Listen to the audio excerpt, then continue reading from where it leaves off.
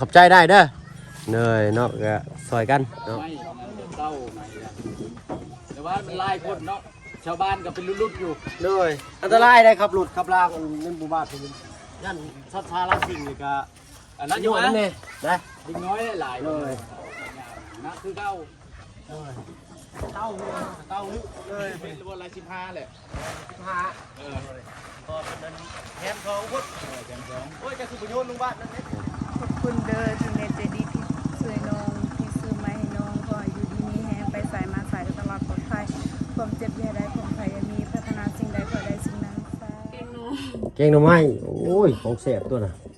สมัยกินข้าวมาแล้วให้กินแล้วหลายเนาะมีแต่ไอซิเลนเรียกขึ้นไปอันบันดงพุ่นแล้วบาทเด้อเอาหน่อยเนาะมาแล้วสายส่งเฮาบาทนี่เนาะคอยได้ ไว้ขนาดพี่น้อยเนาะเราก็ได้มาเมื่อกี้นี่เกือบออกบ่ได้เนาะเอาก่อนอื่นเด้อพี่น้อย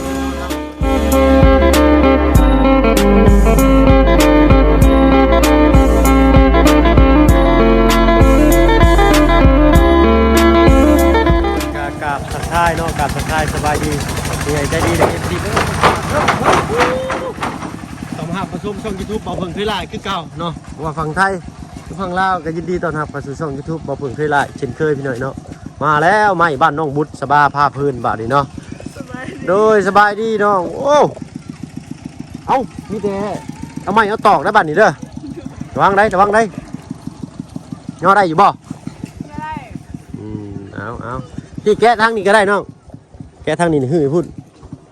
เรียบร้อยพ่อกันอีกคือเก่าพี่หน่อยเนาะมือนี่มิได้อยู่กับแต่เรื่องใหม่ๆอย่างนี้แหละ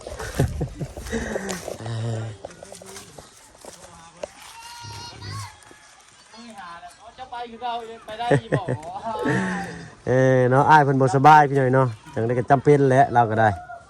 ขอบมุกขอบใจอ้ายเพิ่นหลายๆที่เสียสละเวลาอันนอนเป็นไข่เรามาส่งใหม่ให้เนาะว่าอันไทยลุงจันบ่หรือหัวหน้าเจ้าหัวหน้าพอยนี่แหละโอ้หัวหน้าเจ้าก็มานำบ่เราผ่านทางเชิญเรามาแสดงกินโดยเพิ่นมาแต่ชายแดนคิดว่าเพิ่นสิเข้ามานี่โอ้ยเพิ่นบ่บ่เคยเห็นหน้ามันจักเทื่อพี่น้องอยากพบพ่อเพิ่นอยู่บาเบลลี่เห็นฮะเขาบาเบลลี่เห็นนี่แต่เขาบาเบลลี่เห็นเขาบาเบลลี่คนเดียวเห็นโอ้โดยเนาะเพิ่นอยู่บ้านใดอ้ายบ้านเดียวกันนี่แล้วมันเดียวกับเจ้านี้แม่นโอ้โดยคนก็ช้ำเจ้านี่แหละแต่ตุ้ยกว่านิดนึงเราตุ้ยกว่านิดนึงเอ้าเนาะจักปีเด้เนาะลาวนี่30ปลายโอ้ยังหนุ่มๆอยู่พี่น้องเนาะยังบ่ได้เอาเมียอีกยังเอ้าเนาะคักนี่บาดนี่เนาะเอ้าขอบใจอ้ายหลายๆเนาะบ้านได้ก่อนอ้ายบ้านโพไซเนาะไกลเติบอยู่แล้วพี่น้องเนาะฮอดมึงพินเลยบ่อ้ายยังฮอดมึงพินเนาะโอ้ก็ไกลเติบเลยใส่มาซอยมาดูก่อนโตกล้องเข่งอยู่นี่เนาะลายกูไม่บ้านน้องต้นกล้าโชงเถื่อพอดีนี่คือว่าอะไรพี่น้อยเนาะ6 9ต่างกันคนตื่มให้อยู่เนาะจักจำนวนเท่าไรทางมาพึ่งกับหูพี่น้อยเนาะมีแต่มี5 กับ 15นี่15ตัวเป็น15ตัว5เมตรลงโดยลงเลยลงเลยอันนี้จะพี่น้องเจ้าโอ้ยเนาะขอบใจได้เด้อเนยเนาะก็ซอยกันเนาะตู้ปูด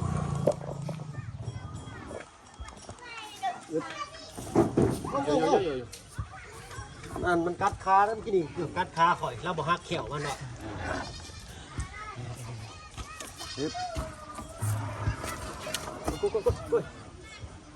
งานจะไม่งานจะเต้าแต่ว่ามันลายคนเนาะชาวบ้านก็เป็นรุ่นๆอยู่เลยอันตรายได้ครับหลุดขับลางเล่นบูบาทีนี้ยันซัดซาลาสิ่งนี่ก็อันนั้นอยู่นะดิ้งน้อยหลายเลยมันติ๊กบ้านเฉลยไงติ๊กเขาจนหายเขาแม่นบ้านเฉลยโอ้ยดูมีตามรถนะเขาจนหายตัดเอาเด้อขัดยังไงนะ5 เมตรกันมัดไม่5 เมตรเลยไม่55ก็6 เมตร6 7 8 9 10 11 12 13 15เนาะ ยกเจ็ดคนละ เป็นบ่มาตัวนักแค่ดิ มีแต่15ตัวด้วยนะจำนวนมันนะ ปลาหนึ่งนะ มาตื้มไปเลยนะ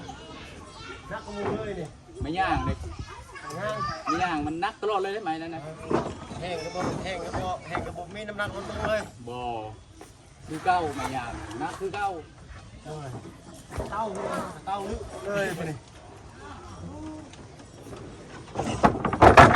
ไอ้เป็นว่าซอยสมมติไอ้ซื้อยังไง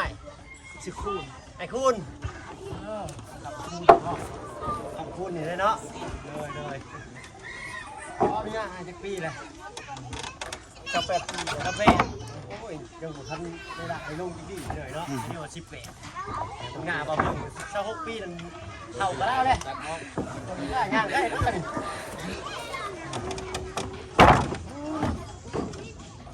แค่ต้องพอจะได้หรอ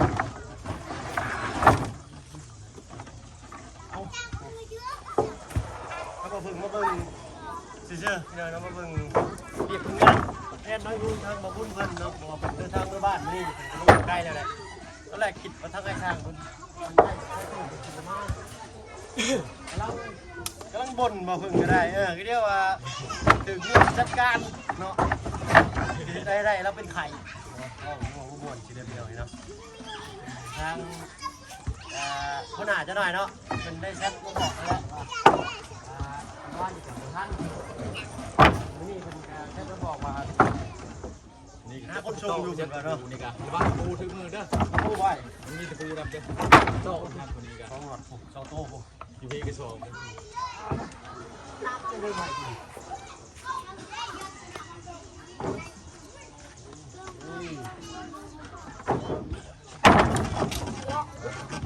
อันนี้ปลาอะไรพวกลูกได้มากหน่อยเนาะ จับโตกันแท้กันจับขึ้นนี่ครับเท้าบ้าเด้ ได้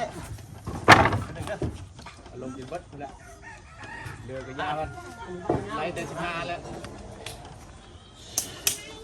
จับชัดขึ้นเรื่อยๆไปคนบอกว่าเพิ่นเด้อจับชัดขึ้นเลยคือจะก่อจะว่าเรือลายกันยากันนะ เดี๋ยวเอาไม้อัน5ก่อนเนาะ บางคนก็เบิร์ดได้ใหม่นี่ครับ หนาสั้น บางอันก็คือ5 กว่าชิปอ่ะบางมันมาหลาย อยากขาดเพราะไอ้ตอนช่วงนี้ มันบ่แม่นคนเอาตลอดว่านนี่ก็เป็นเท่าไหร่อ่ะใบชม200 300คนนั่นคอยอยู่ก็ว่าไปช่องรอบไปส่งไม้เต็มรถไปมันบ่ได้น้อยคือนี้ เลยเคยมีบ่บ้างบอลเหรอถอยเอาลงเลยนี่ บอกคนชาวบ้านเนี่ยบางทีก็เขาล้มบางทีก็บ่มีคนก็เขาล้มเพชรเรา แพทย์เนาะ จะโคแล้ว เอาไปบ่ จะตื้มมาละลายกว่า 3 4 5 ไม่เป็นกับคือตัวพวกแม่ครับเอามากไล่ป่าดิไม่ทำให้เบิด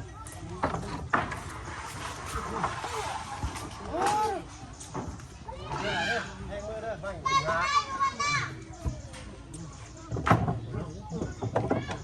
นี่เนาะนี่เนาะ เพชรทำงานน้อง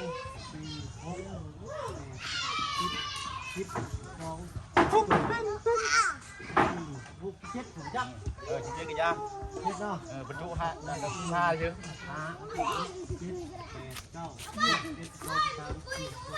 เจ็ดโต ตึ้งให้ชมชิเจ๊เลย โคตรจอดเต้าโอ้ยกระเต้าลึขอบใจได้เด้อ 6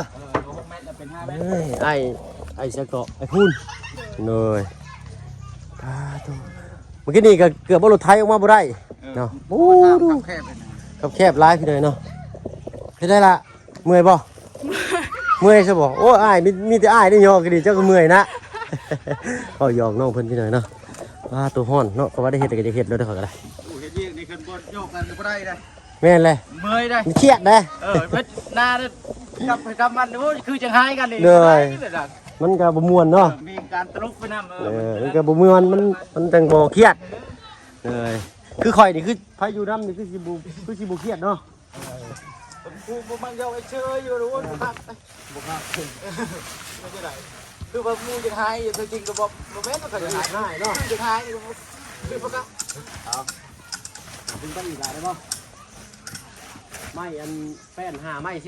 17 5คุณ15 7โต เป็นไร17หรือว่าไร15แหละ 15พอเป็นนั้นแถมทองพุทธแกนสองโอ้ยจะคือประโยชน์ลุงบ้านนั่นเน็ตเสร็จเลยเอาตัวอะไรท่านนี่เป็นสั่งลายพี่น้องที่ว่าลายนี่ใช่ว่าเกือบ2เถื่อเขาเหมือนสั่งแทน โอ้นี่ยังพ่ออยู่ ยังบ่พออยู่เนาะบ่ตอนที่ข่อยสั่งมารอบนึงถือว่าบ่หลายเนาะพ่อกับบ่ไรเอาโอ้ยแล้วก็มัดไปจบสีดีงามพี่น้อยเนาะเราก็อยู่แถวนี้แหละหัวหน้าเหมือนกันมาเฉดนมาแถวบ้านดุชานบ้านเมืองโดยเพิ่นเจ้าบุ้งคนชื่อโดยบ่ฮู้เนาะก็น่าสิเห็นกันบ่อยอยู่เห็นบ่โดยเพราะว่าอัน WhatsApp เพิ่นบ่ได้ใส่รูปโปรไฟล์เด้เนาะยันเราบ่ให้เห็นนะเนาะเอาบ่เป็นหยังพี่น้อยเนาะธุรกิจส่วนตัวถ้าบอกคนอื่นเดี๋ยวมันสิบ่ส่วนตัวเอาหนูม่วนพี่น้อยเนาะโดยนี่ก็คันนั้นที่ทะเลกับไปอัน6881แม่นรีโวสีทะเลแม่นโอ้ดาวโรดสีทะเลนี่คือบ่ค่อยเห็นผ่านไปเลยเนาะแล้วขับบ่อยอยู่บ่รถสีทะเลครับตลอดมีแต่สีฟ้าบ่จักบ่สีทะเลเนาะแม่นโหอะไรก็ทะเบียนรถแล้วนะอันนั้น681โอ้เห็นเราผ่านทางพอสิได้อันพอได้โบกแวบๆแล้วก็อันยืมเราจักหาจัก10พี่น้อยเนาะบ่อยู่เด้อเลยต้องใช้สีสวนกันบ่อยอยู่กับข่อยเนาะเพราะว่าข่อยเที่ยวไปเที่ยวมาเลยเที่ยวเซโปนนี่ถือว่าข่อยนี่เที่ยวหลายกว่าหมู่เลยแล่นไปบันดงลงเซโปนลงบ้านน้องต้นกล้านี่เนาะมื้อนึงมี 3-4 เที่ยวพี่น้อยเนาะเผาพานน้ำมันเผาพานเชื้อเพลิงขนาดเลยเอาเวียกงานพี่น้อยเนาะแขะบ่ได้สลิงครับเอามื้อแรงกะเผาเด้ออย่าให้คนมาแบกลิ้นได้เนาะเอามาแบกลิ้นนี่ได้เป็นโทษเป็นหนี้กับเจ้าอีกเนาะลังหักลังค่อมมาเนาะเอาไม่ทั้งหมดทั้งมวลนี่ก็เป็นทางลุงจันเนาะสั่งมาทางมาเพิ่งมาเช็คเบิ่งซื่อเนาะคือว่าเกินจำนวนเนาะทั้งถูกทั้งแถมเราก็ได้เนาะธรรมดาเลยสำนีเพราะว่าเขาสั่งกับเพิ่นตลอดเนาะโดยจักเป็นทั้งผู้ใหญ่ทั้งใดก็ขอบคุณเบิร์ดทุกท่านเด้อเนาะที่เข้ามาหามาชมช่อง YouTube บ่เพิ่นเวลาเนาะครอบครัวน้องบุตรเนาะนี่แหละคือเห็นนี่แหละบ้านเพิ่นก็ได้เนาะเอาอยากขอบคุณเพิ่นอยู่บ่เอาตั้งมุกตั้งใจเด้อล่ะเด้อขอบคุณเด้อที่เนใจดีที่ช่วยน้องที่ซื้อไม้ให้น้องก็อยู่ดีมีแฮงไปสายมาสายตลอดปลอดภัยความเจ็บอย่าได้ความภัยอย่ามีพัฒนาสิ่งใดก็ได้สิ่งนั้นสาธุโดยเนาะช่วยน้องก็อยู่ดีมีแฮงไปสายมาสายตลอดปลอดภัยความเจ็บอย่าได้ความภัยอย่ามีพัฒนาสิ่งใดก็ได้สิ่งนั้นสาธุพี่น้อยเนาะเอานบสิเก้าเท่าสิหัวเอาเนาะบุญทานนี่ปั้นไฟบ่ได้ไฟอยากได้ให้สร้างเอาเด้อพี่น้อยเนาะขอบใจหลายอ้ายโดยอยู่ดีมีแห้งเจ้าเดินทางด้วยความสวัสดิภาพโดยเจ้าขอบใจหลายเอาเนาะมื้อนี้นึ่งข้าวเลยป่ะยังบ่ทันนึ่งข้าวซ้ำเอาไปทำแม่นึ่งข้าวพุ่นไปหักกันแล้วหดพักโดยเอารถจักรเก็บไปก่อนน้องหล่าดังพื้นดังไฟถ่านเลยเด้อที่นี่ก็มีพี่น้อยเนาะพกอยู่หัน3เนาะไม่อีกกองคนนึงถึงทืดกองบักใหญ่เนาะเอาน้องเพิ่นฮักก็หดพักแล้วว่าซั่นโอ้มื้อน่ะเราสัตว์ลงตารางเกือบเราก็ได้ได้เราหดพักปิกมินิอยู่เนาะใช้1เข่าเป่าไฟสิเห็นหุ่งอยู่บ่ล่ะโทรศัพท์อึ๊บป่ะโอ้ยย่านดิน้อยย่างว่าตารางว่าตกตุลุยใส่หัวนี่พอแห้งอีกน่ะโธ่คือมืดเทล่าบ่ได้เปิดไฟบ่ต้องใช้เลน1เข้าใกล้บ่ได้ได้ยังกินข้าวแรงมื้อแรงอีล่ะเก่งหน่อไม้โอ้ยของแซ่บตัวน่ะ เนาะ สมัยกินข้าวมาแล้ว ให้กินแล้วหลายเนาะมีแต่อ้ายสิแล่นเวียกขึ้นไปอันบันดงพุ่นแล้วบาดนี้เด้อ โดย ทางตู้พ่อมานี่คือสิดีใจบ่อยเว้าเนาะ โดย เมื่อน่ะเห็นเราให้หน่อยเนาะโอ้น้ำหูน้ำตาเราก็ได้ว่าแล้วคนเฮาบ่ฮู้จักหน้าค่าตาเนาะมีบุญวาสนาจองเกี่ยวกันมาใส่ก็ได้สดสวยกันเนาะทางเฮาก็มีแต่เป็นสะพานบุญเนาะอาสาต่างหน้าเป็นสะพานบุญให้ทางผู้ใหญ่เพิ่นเนาะโดยก็ยินดีหรือดีใจหลายเนาะที่ได้รับหน้าที่ว่าซั่นซะโอ้น้ำนี่คือเขียวเด้อเนาะน้ำต้มผัก โดย มืดเนาะมืดนี่ภาษาบ้านเจ้าเอิ้นเลยล่ะ กระน กระนำแจ้งดิจ้ะ ำเปลือก ฮะ เปลือก เปลือกเปลือกกระนำเปลือกเนาะโอ้ศาสตร์เอาชื่อมาให้เมื่อกี้ก็ยังบริใช้อยู่บ่นี่ตู้ผ้าห่มผ้าห้องดิจ้ะ1 2 3 4โอ้ยฮักก็ใส่อันเดียวหมอนก็ฮักก็ใส่2หน่วยปาโถเนาะเราก็อดออมสนุกสนอมน้อมนิดไว้ใส่บาดยามจำเป็นพี่น้อยเนาะเอาปกติน้องเพิ่นละเอาติดเลขติดก็พอได้ใช้ย้อนอยู่เด้พี่น้องเอ้ยเนาะนี่ก็บ่เอามาให้น้องเพิ่นได้นี่เนาะถ้วยบ่วงช่วงช้าไม่ซื้อมาให้หันยังบ่ได้ใช้สักอันเลยบ่จักอันนี้ ใส่เต็มหมด ใส่แต่บ่วงโอ้ถ้วยยังบ่ทันได้ใช้เลยพี่เอ้ยเนาะมันกล้องที่กระซ้ำก็เฮาบ่ได้ใช้ซ้ำนี่หม้อกระทะก็ได้หม้อก็อยู่นี่เนาะมีทางพี่จะดีเพิ่นเนาะได้ให้เบาเพิ่งรับหน้าที่ซื้ออุปกรณ์ข้าวของเครื่องใช้กูเฮือนมาให้ทั้งน้องเพิ่นเนาะโอ้ยดีอกดีใจหลายเนาะเวลาเห็นสิ่งของที่เอามอบให้น้องเพิ่นทนุถนอมเนาะใส่ยังเป็นประโยชน์ใส่ให้เกิดประโยชน์นี่ก็ดีใจได้ผู้ให้พี่เลยเนาะ5 โมงอยู่ได้นี่พอดระบบ5 โมงเนาะมืดห้อนมันห้อนลายคำจะหน่อยนี่ก็เย็นวอยเลยนี่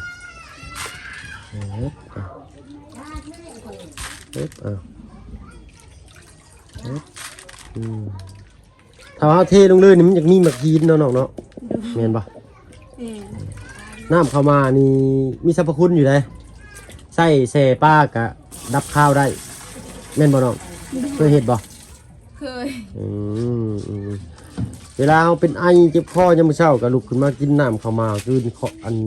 ปึกใหญ่ๆนะตะกี้เนาะใหญ่เอาให้กินแค่แล้วพี่หน่อยเนาะกินเอื้อเข้าไปซับอึกอื่นมากก็เห็นพ้นพี่เลยเนาะน้ำเข้ามาใส่คุณประโยชน์ได้หลายอยู่เอาเกลือหมูเกลือมัดก็ได้จอกไอ้บ่ได้ชื่อมาบ่เนาะชื่อบ่จอกก็ได้ โดย คือบ่ยังบ่ได้ใช้อีกเอาใส่ผู้แล้วจะได้ใส่บาทขึ้นเพื่อนใหม่ใส่ยางงามผู้จักอันนี้เนาะเป็นได้มือน่ะตกปองนะหันเจ็บบ่ขาบ่เจ็บซ้ำโอ้ยคอยเด้อมันโยนอยู่หันตึ้มลงหันบ่แห้งนี้คือหน่อยเนาะย่านเด้อคนทางลุงจันทร์กับทางบ่บุญสารวัตรเพิ่นได้ออกมืออะไรมันยังนี่คนเม่นเลยพี่หน่อยเนาะคนเม่นคากะลีนี่ได้คอได้บ่เนี่ย ได้ ของตู้พ่อคนที่ได้เนาะว่าหยอกน้องปฏิเสธน้องเพิ่นก็บ่ปฏิเสธที่สิเอาให้เฮาก็ดีอกดีใจหลายเลยน้องเนาะก็เว้าไปสั่นละเนี่ยแปลกๆอ้ายก็อยากได้พี่น้อยเนาะเอาไว้สะสมเดี๋ยวถ้ามีหลายๆอันจังสิขอเอาอันนี้อันเดียวอะ ลาย อ๋อถูกตกตารางเลยผู้ให้อ้ายบ่เนี่ยโอ้ตกตารางอันหนึ่งเดี๋ยวให้เด็กน้อยเก็บให้ใจเด้อน้องเอ้ยใส่พี่ต้องเบิ่งคนเม่นต่อไปนี่ดูไปนี่เดี๋ยวบ่ได้เห็นนั่นนี่เพิ่นเอาไปใช้ประโยชน์ยังได้น้องอันนี้เอาไปเฮ็ดป้อมเบ็ด เอาเรียน1พี่น้องอยากนั่นแหละมีแต่อ้ายสิไปทางอื่นก็ได้ซะน้องเด้อ โดย เนาะมีแต่หนึ่งเข่าเป่าไฟเบิ่งยังอยู่ในกินแน่เนาะถ้าพ่อถ้าน้องเอาเนาะไม่ต่อของตามกันมาครบเรียบร้อยทางไงเดินทางต่อวันลงขึ้นไปเทิงเด้อเนาะช่วง3-4 มื้อนี่ก็ทางบ่บุญกับทางลุงจันทร์ก็ยังสิบ่ได้ขึ้นมาเพราะว่าเพิ่นลงไปรับลูกชายเพิ่นได้รับน้องชายเพิ่นเด้ เอ้ามื้อนี้ได้คนเม่นเมื่อเก็บเป็นเด้ได้ก็สะสมไว้เลยเอาไว้เบิ่งได้รุ่นลูกรุ่นหลานนี่บ่ได้เห็นได้นี่เนาะล่ะบ้านนกซอนก็มีตอนแรกก็มีอันเดียวน้องเจ้าว่า4อันตกตารางอันหนึงให้พี่น้องเก็บมาไว้เด้อล่ะเด้อ เด้อ เนาะเก็บไว้ไปสำหรับ ลายแต่พอบ่ทันมี หึ มันนั่นนี่ลายอยู่ใส่เอาเด้อ ซอยเฮ็ดเอาโดย มันอันนั้นมันถึงแฮว อ๋อมันถึงเหี่ยว โดย โตยังไงนี่ ตัวเม่นบ่ เม่นโอ้พี่น้องน้องจังซี่คนเพิ่นน่ะปักคมแท้ๆผมเอาไปก่อนซะเด้อเนาะเว้ากันหลายอย่ากันห่างสิได้เวลาสมมาพักควรแล้วล่ะเอาสู้ๆเด้อล่ะเด้อเนาะทางอ้ายบ่ได้มีหยังมาสมทบเจ้าเนาะมีแต่นี่แหละกำลังกายกับกำลังใจเนาะสิถ่ายทอดวิถีชีวิตเจ้าให้ปะลุง FC เพิ่นได้เบิ่งเนาะ โดยบ่เป็นหยัง โดยเอาไปก่อนซะ ตัวมือก็ดีใจ ดีใจบ่ โดย โอ้ยเนาะทางอ้ายก็ดีใจชื่นใจแล้วพี่น้อยเนาะไปก่อนสนองหลาเด้อ โดย เนาะไป สบาย เด้อสบายดีตึมมาน้องมาขอบใจเด้อคนเม่นเด้อ โดย เอาแปลกๆพี่น้อยบ่พึ่งปกติคนแปลกๆอยู่แล้วบ่เห็นพ่อยังแปลกๆแหงมากเอาไปแล้วพี่น้อยเนาะพบกันคลิปหนะอยู่ดีมีแฮงบัดสิปู่ทุกคนที่เข้ามาหับมาชมช่อง YouTube บ่าวเพิ่งเคยหลายคือเก่าเนาะไปพี่น้องสบายดีจ้ะ